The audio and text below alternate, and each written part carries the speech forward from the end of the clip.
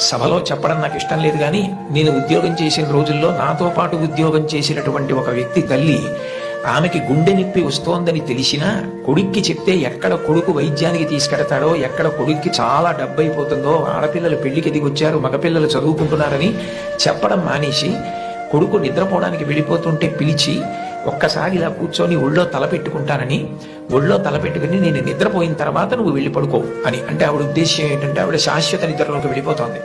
ఆ కొడుకు ఒళ్ళో తలపెట్టుకుని పడుకుంటే కొంతసేపటికి తల్లి కదలటం లేదని వాడు కదిపి చూస్తే తల్లి శరీర త్యాగం చేసేసింది.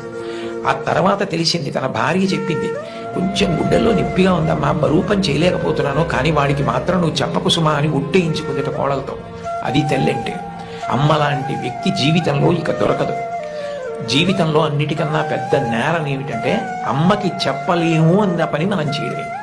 ఏ పని మనం చేస్తామో అది అమ్మకి చెప్పగలగాలి. మీరు ఏ పని చెయ్యండి, ఇది అమ్మకి నేను చెప్పలేను అన్న పని మీరు జీవితంలో ఎప్పుడూ చెయ్యకూడదు. భగవంతుడెంతో అమ్మ అంతే.